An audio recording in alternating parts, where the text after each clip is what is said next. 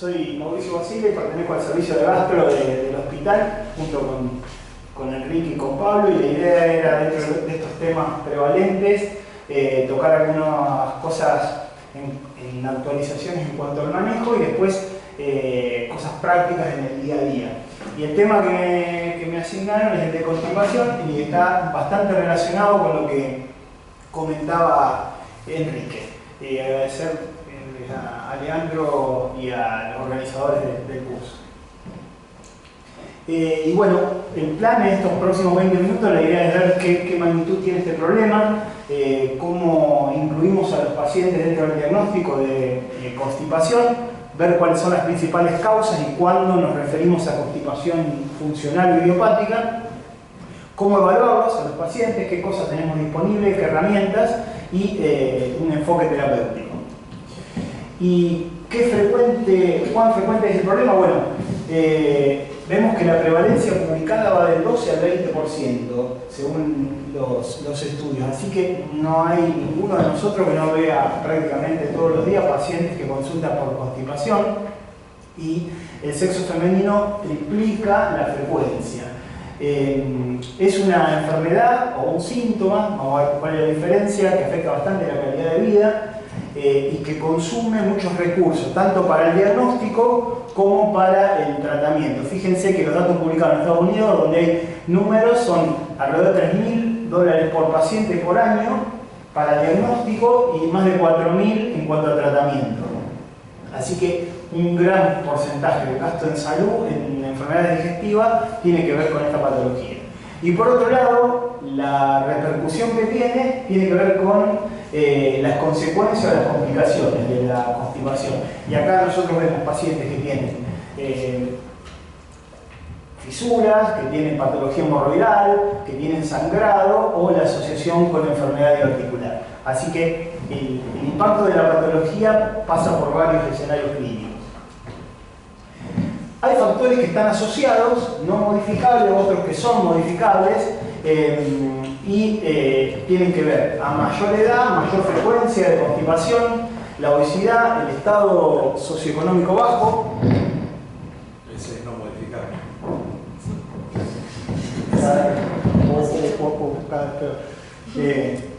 La inactividad física. Un dato que llama la atención, o por lo menos que está reportado en la bibliografía, es que el 30% de los pacientes que consultan por constipación tienen antecedentes de abuso físico o abuso sexual.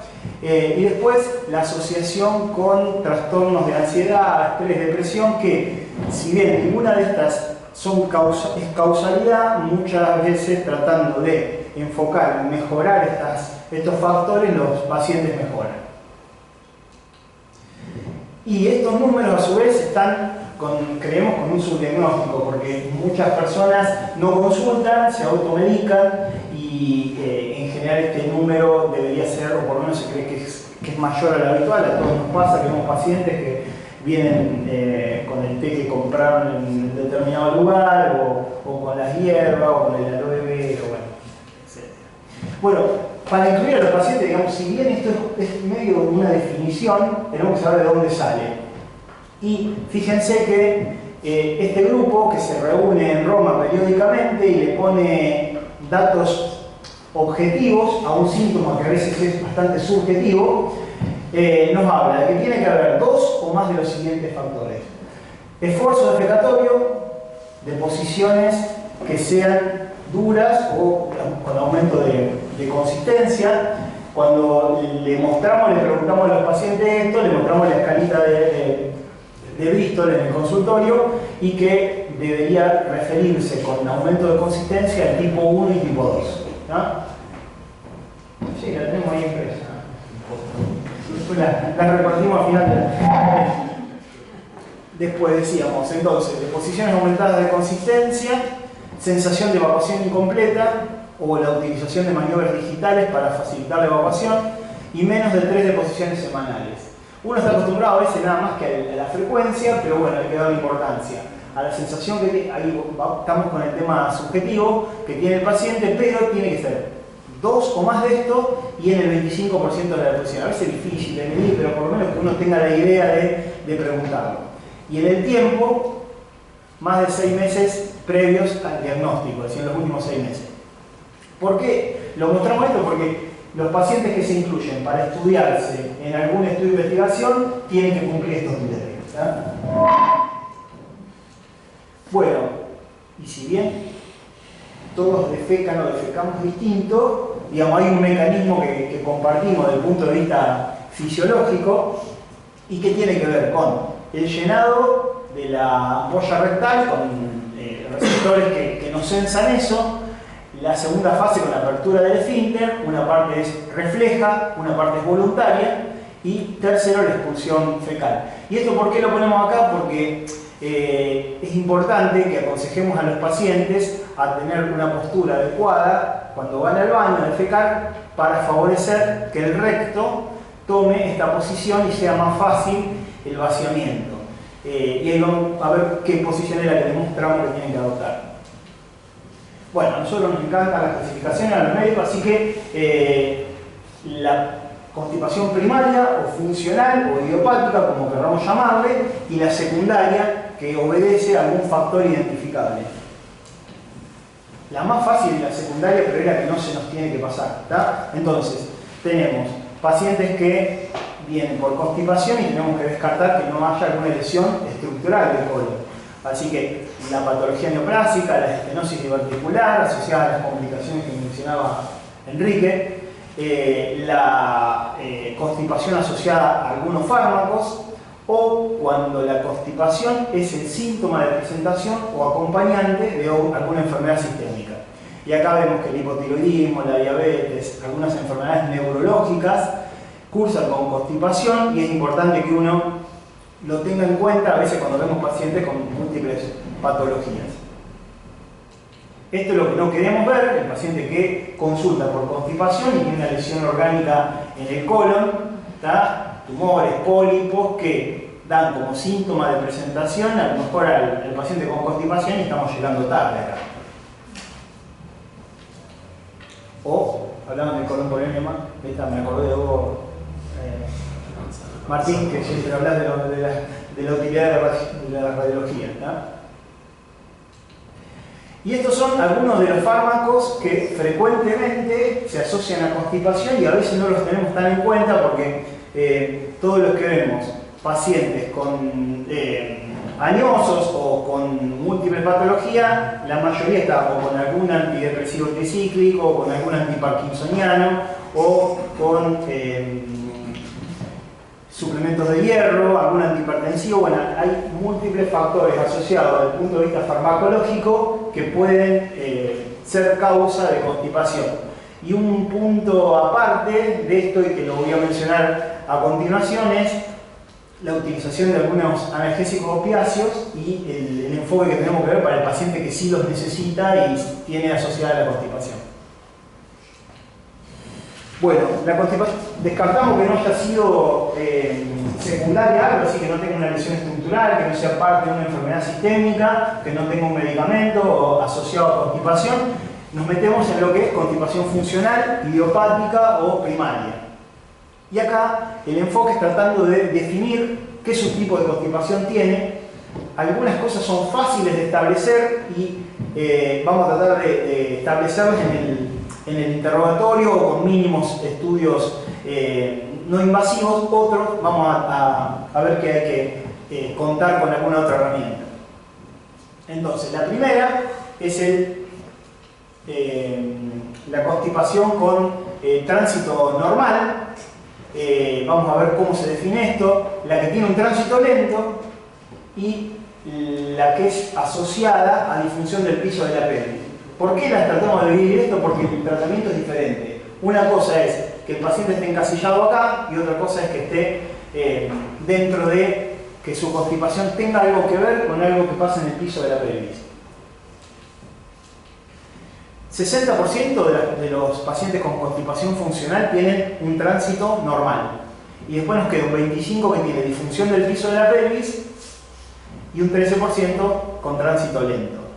Acá, para que uno se empiece ya a imaginar, el que tiene constipación por disinergia del piso pelviano o disfunción del piso pelviano, va a tener en general otros síntomas asociados, síntomas urinarios, síntomas ginecológicos, ¿ya? O la sensación a veces de que nos comentan de obstrucción al tracto de salida y que cuando uno le pregunta que la materia fecal no es normal en cuanto al Bristol, pero tienen dificultad en la expulsión.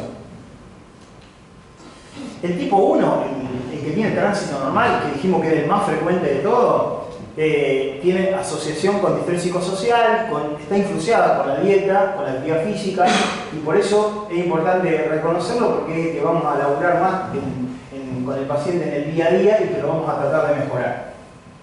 Se asocia con menor sensibilidad en el recto, aparentemente, y a veces es difícil de diferenciar del intestino irritable con constipación. Eso es lo que definían antes como disquesia, la hiposensibilidad, la pérdida de. Claro, la sensación de estaría encasillado el paciente que viene a consultar por constipación y que te dice que cada vez que después de defecar se queda con ganas de seguir defecando o que tiene molestias al defecar, que no es dolor. Sí, sí, sí. La tipo 2 es la que tiene tránsito lento o también se llama inercia colónica, por si lo han visto en algún lado, y está referido más a mujeres jóvenes. Volvemos con los factores socioculturales, pero cuando le preguntamos, le mostramos la escala de Bristol, la materia fecal en cuanto a la consistencia es normal. Mejora con la incorporación de fibra y aparentemente el mecanismo estaría menor actividad propulsiva del lado derecho, que vamos a ver cómo se identifican los estudios que hacemos nosotros. Lo otro es hiposensibilidad rectal, esto es menor contracción del colon. Y está bueno esto revisarlo en la fisiopatología porque el tratamiento va dirigido hacia mejorar esa parte que está afectada. Se vio que había menos neuronas en el plexo mientérico, menos sustancia en neurotransmisor excitatorio, eso sería el motivo. Y el tipo 3, nos vamos a la pelvis, el que decíamos al principio que se asocia a otros síntomas relacionados con el piso pelviano, y acá lo que podemos llegar a encontrar es que tiene alguna deformación anatómica, rectocele, sigmoidocele, enterocele, que se ve en los estudios por imágenes, o en algunos estudios donde evaluamos el piso pelviano, podemos llegar a ver si hay alguna alteración también relacionada con prolapso rectal. En general estos pacientes suelen referir alguna molestia más a nivel rectoanal y hay que descartarlo. Bueno, ¿qué hacemos con el paciente que vino con constipación? Nos consulta, nosotros definimos que es constipado por los criterios que vimos. Vimos que no tiene medicamentos, es decir, que no tiene algún fármaco asociado. Vemos los antecedentes familiares, que no tenga antecedentes de cáncer de colon, que su edad sea menor a 45 años, para tratar de encasillar dentro de que no tiene banderas rojas, ¿está? ¿Cuáles serían? Si aparecen síntomas asociados. Si además de la constipación tenemos dolor abdominal, sangrado, algún grado de anemia, pérdida de peso, o que la instauración del cuadro haya sido un cambio radical de su hábito defecatorio. Es decir, si hace unos meses tenía determinado hábito defecatorio y en estos últimos tiempos, por lo menos, ha cambiado en forma significativa. Y que vemos que no haya ninguna circunstancia asociada, ¿no? O viajes o cambios relacionados con la parte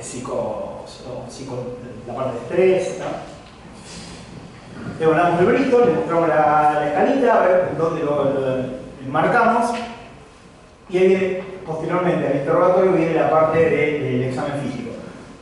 Hace unos años, en uno de los congresos de gastro, anunciaban una charla sobre constipación, lo último, el manejo, y la charla empezaba con un video de cómo hacer un tracto rectal, ¿tá?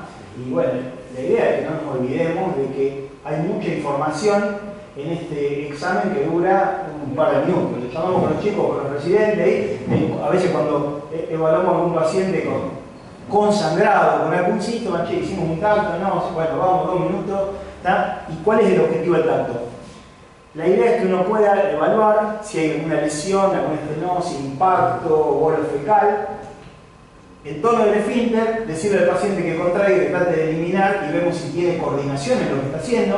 Nos encontramos con pacientes que hacen el esfuerzo para defecar y uno ve que en lugar de relajar el esfínter, aprietan el esfínter. Entonces, eso ya es un dato importante para pensar en disinergia del piso pelviano. Y se vio por estudios que el examen digital del dedo, ¿no? Tiene una sensibilidad bastante alta y comparable a uno de los estudios funcionales, que es la manometría no rectal.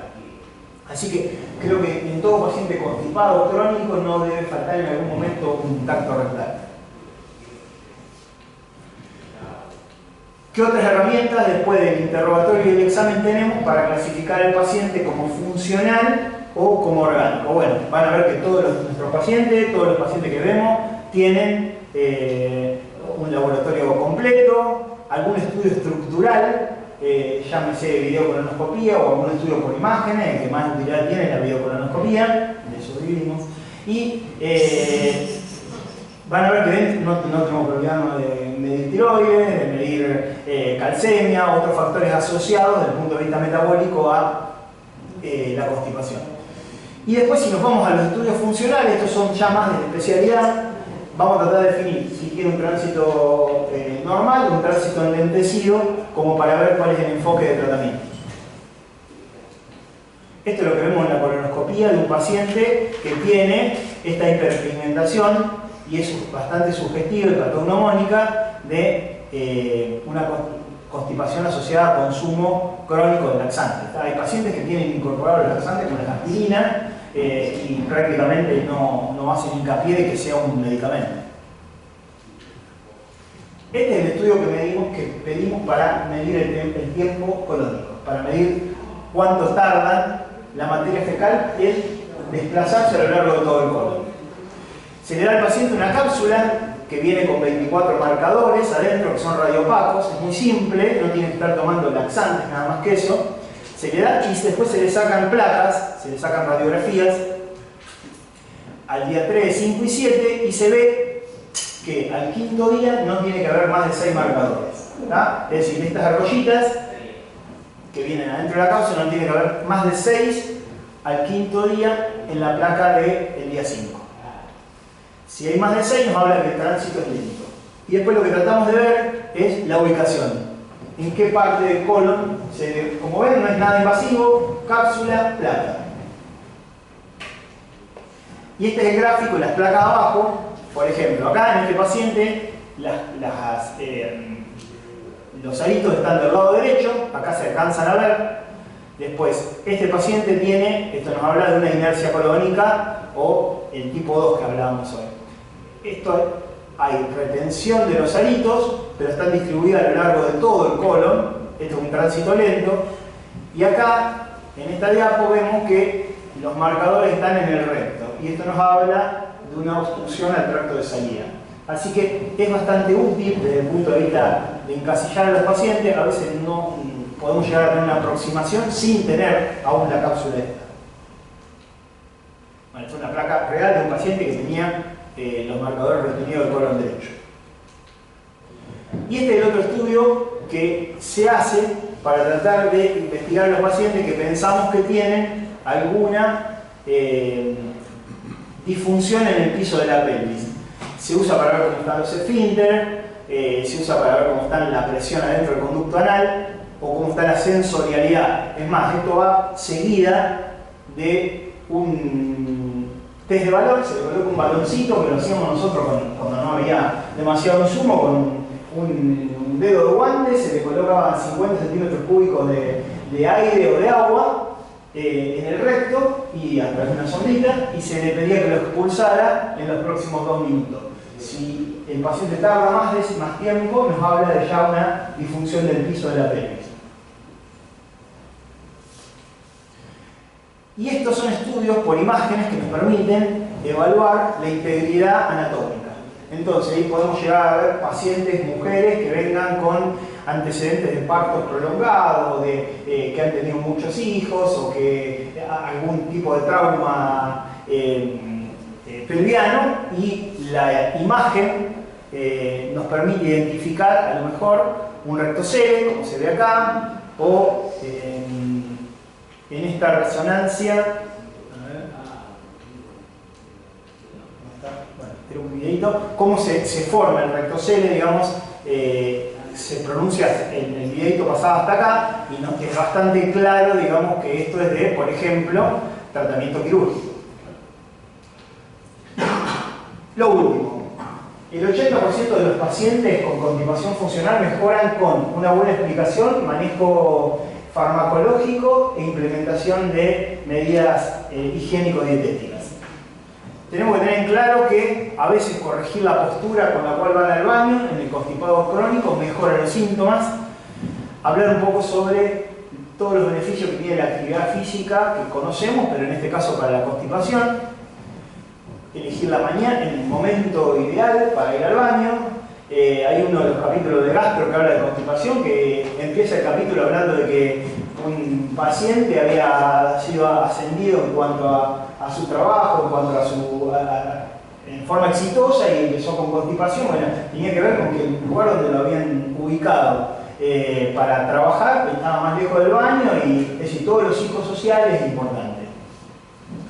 Y después mencionar la utilidad de la fibra, que la vamos a ir incorporando en forma progresiva. Lo que solemos hacer es lo siguiente: sabemos que la fibra a veces no tiene una buena tolerancia si no la indicamos correctamente, entonces se hace en forma progresiva. Y el consejo a veces pasa por darle una cucharada de 10 gramos de salvado de trigo, salvado de avena, los primeros 10 días. Los segundos 10 días 2 cucharadas, los terceros 10 días 3 cucharadas. Así que al mes lo vamos a controlar con 30 gramos diarios de fibra. En general los pacientes lo toleran bien. Esto que es progresivo hace que no se distiendan, y la molestia que ocasiona la incorporación del salvado en alguien que no está tan acostumbrado es mucho menor. Siempre acompañado de líquido. Esto es lo que les comentaba hace minutos acerca de la postura adecuada. Fíjense que el ángulo que permite que el recto tome esta posición para permitir la evacuación es un ángulo agudo, y la incorporación de un banquito eso lo logra. Vamos a algunos fármacos que utilizamos en la práctica diaria. Digamos, tenemos, si el paciente lo pudimos estudiar y tiene un tránsito lento o normal, diferente de que tiene disfunción del piso pelviano, vamos a ver que el éxito del tratamiento va a ser diferente también. Estos son los principales laxantes que tenemos disponibles. Tenemos los formadores de materia fecal. Este es el primer escalón del tratamiento, ¿tá? Es decir, el Cilium o el salvado. El salvado es más económico de todo, cualquier dietética lo podemos incorporar. Le pedimos que mezclen las dos cosas, salvado de trigo, salvado de avena, muy económico. El Cilium también es económico, es la cáscara de planta bovata, es algo que es digerido pero no absorbido, retiene líquido. Y no nos olvidemos todos los beneficios que tiene esto, que es el manejo glucémico, el manejo de la hipercolesterolemia, el manejo de lo que tiene que ver con saciedad y les permite no incorporar calorías para bajar de peso. Así que es el caballito de batalla en el primer escalón. Siempre acordarse de acompañado de mucho líquido. El segundo escalón lo forman los laxantes osmóticos, donde el polietilenglicol y la lactulosa son los más utilizados. El polietilenglicol tiene, fíjense, un grado de recomendación alta y un margen de seguridad amplísimo. Así que no hay motivo por el cual no usarlo si no han respondido antes. La lactulosa a veces da un poco de intolerancia, de fermentación. Sabemos que las bacterias colónicas actúan sobre la lactulosa y no tenemos lactulasa, y hacen que con el correr del tiempo a veces se tolere menos. El tercer escalón lo tendríamos con el linaclotide y el procalopride, ahí lo mencionaba brevemente a continuación. Y por último los estimulantes, los que más consumen los pacientes, los té de Zen, de la torta de... Hay un montón de cosas de venta libre que tienen laxantes estimulantes. Bueno, para recordar que el salvado de trigo es el que más cantidad de gramos de fibra tiene por sobre 100 gramos de fibra. Y el Cilium, con lo que les comentaba, estas son algunas de... Fíjense, esto es de ayer, lo que valen los 250 gramos de Cilium. ¿No? Nada. y mejora muchísimo en la fibra natural, que mejora mucho la constipación con el tiempo. Esto hay que advertir al paciente que no lo va a lograr de un día para el otro y que, como todo tratamiento que tiene un mayor margen de éxito, es con el tiempo. El polietilenglicol que les mencionaba, lo usamos tanto en consultorio como en internación, es uno de los más estudiados, que tiene un margen de seguridad amplio, y esto viene en dosis de 5 gramos, así 4 y pico, y 17 gramos. Y podemos empezar, si el paciente no tiene una constipación muy severa, con un sobrecito de 4,5 o directamente ir al sobre de 17 gramos. La tolerancia es muy buena, no tiene efectos colaterales serios, así que es bastante útil. La lactulosa, lo que decíamos recién, el único problema es la fermentación con el correr del tiempo. Así que nos inclinamos a veces a utilizarlo por corto tiempo. El paciente que lo utiliza por corto tiempo mejor, después ya lo para. ¿Cómo? Como fuerte. Claro, exactamente. Sí, sí. Linaclotide, un fármaco que es muy útil en cuanto a la constipación y en cuanto al dolor abdominal. Acá, cuando el paciente tiene constipación y dolor abdominal, empezamos con 72 microgramos de linaclotide. En general con 72 andan bien, ya con 145 suelen tener diarrea, ¿tá? Y actúa estimulando la secreción intestinal de líquidos. Así que, y además sobre la vía aferente del dolor, así que por eso es bastante útil cuando los pacientes tienen constipación y dolor. Algo parecido pasa con el procalopride, solo que el mecanismo de acción es diferente. Y tenemos que tener en cuenta la precaución en pacientes por encima de los 60-65 años, porque ahí sí los efectos colaterales son más frecuentes. Por último, una breve referencia a la constipación asociada a opioides o a los médicos que ven pacientes que están recibiendo analgésicos por patología neoplásica. 90% tienen constipación. Y acá el esquema, digamos, de tratamiento tiene que ver con lo que mencionábamos recién. Acá tienen algo más de utilidad los laxantes osmóticos y el naloxegol por vía oral, que es un laxante que tiene naloxona y polietilenglicol. Acá no está disponible en el país, pero hemos visto pacientes con constipación crónica que lo traen de afuera, se da en forma de comprimidos y tiene una respuesta muy buena. Y cuando el paciente nuestro tiene, o podemos identificar en conjunto de que tiene una constipación por disfunción del piso de la pelvis, el mejor tratamiento es lo que se llama la terapia por biofeedback, que es o de retroalimentación, que es algo que lo fueron incorporando en conjunto con los kinesiólogos, y lo que se intenta hacer es un entrenamiento, es decir, tratar de enseñar al paciente a coordinar la musculatura abdominal para hacer fuerza con la presión que va generando en el recto, como para poder después expulsar la materia fecal. Se lo pone frente a una computadora, se le pone un globito, digamos, una sondita en la cola con este saco que se infla y se le va pidiendo al paciente que empiece a hacer fuerza. Eso está en forma gráfica muy clara, como para que él reaprenda o reeduque el hábito. La tasa de éxito cuando uno le aplica en el caso puntual es alta. Bueno, acá estamos, claro.